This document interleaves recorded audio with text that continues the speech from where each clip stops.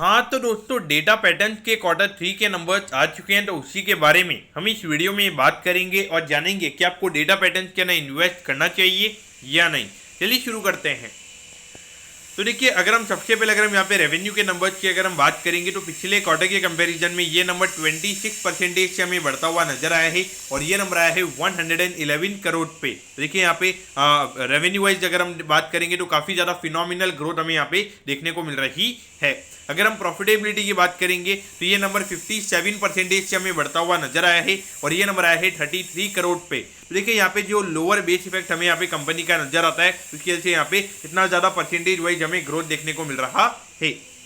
अब अगर हम यहाँ पे क्वार्टर ऑन क्वार्टर अगर हम ईयर ऑन ईयर बेसिस के रेवेन्यू के नंबर्स की अगर हम बात करेंगे तो ये नंबर 158% से हमें बढ़ता हुआ नजर आया है, यानी कि पिछले साल के मुकाबले लगभग 2.5 गुना जो कंपनी का रेवेन्यू का नंबर है वो हमें यहाँ पे बढ़ता हुआ नजर आ रहा है। अब अगर हम प्रॉफिटेबिलिटी की बात करेंगे तो ये नंबर 266% से हमें बढ़ता हुआ नजर आया है, यानी कि ऑलमोस्ट 3.5 गुना यहाँ पे जो कंपनी के नेट प्रॉफिट के नंबर्स हैं वो हमें यहाँ पे ईयर ऑन ईयर बेसिस पे होते हुए नजर आ रहे हैं और ये नंबर हमें यहाँ पे 33 करोड़ पे नजर आता है। तो देखिए, अगर हम पिछले 9 महीने की अगर हम बात करेंगे तो लगभग 67 करोड़ के लगभग का नेट प्रॉफिट यहाँ पे कंपनी ने ऑलरेडी कमा लिया है और अभी लगभग 1000 करोड़ की ऑर्डर बुक हमें कंपनी की नजर आती है। और जनवरी से मार्च में अगर आप देखोगे तो नॉर्मली यहाँ पे कोई रेन वगैरह नहीं होती है, तो अच्छे से ऑर्डर बुक का जो एग्जीक्यूशन होता है वो यहाँ पे इन कंपनीज का काफी अच्छे तरीके से हो जाता है। उस पॉइंट ऑफ व्यू से देखा जाए तो ये क्वार्टर में लगभग 35 करोड़ के लगभग का नेट प्रॉफिट का नंबर कंपनी का हो सकता है और यहाँ पे लगभग 120 करोड़ के लगभग के रेवेन्यू के नंबर ये कंपनी हमें रिपोर्ट करती हुई नजर आ सकती है।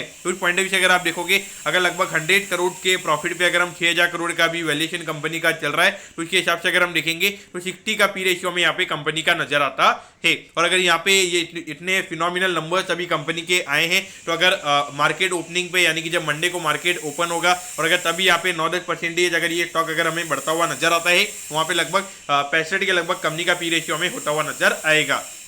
तो देखिए, अभी बहुत सारे लोग होंगे कि ये नंबर देख के उन्हें लग रहा होगा कि ये कंपनी काफ़ी अच्छी है। नो डाउट यहाँ पे कंपनी काफ़ी अच्छी है, एक अच्छे आरओई पे कंपनी काम करती है। मोर देन 20% के रिटर्न रेशियोज हमें यहाँ पे कंपनी के नजर आते हैं। एक नेट डेट फ्री कंपनी हमें ये कंपनी नजर आती है। उस पॉइंट ऑफ व्यू से देखा जाए तो एज अ होल ये कंपनी हमें अच्छी नजर आती है। लेकिन देखिए, यहाँ पे जो वैल्यूएशन मार्केट इन कंपनीज को दे रहा है ये इन बेसिस पे नहीं दे रहा है। यहाँ पे जो ऑर्डर बुक है कंपनी के पास में लगभग 1000 करोड़ की ऑर्डर बुक हमें यहाँ पे कंपनी की अभी नजर आती है। हम जो अगर जब ये ऑर्डर्स आने बंद हो जाएंगे, यानी कि जो ऑर्डर्स की स्पीड है, अगर आप देखोगे पिछले एक साल में काफी स्पीडली यहाँ पे कंपनी को ऑर्डर्स यहाँ पे आते हुए नजर आए हैं। लेकिन जिस समय यहाँ पे ये जो ऑर्डर की स्पीड है जब काफी कम हो जाएगी,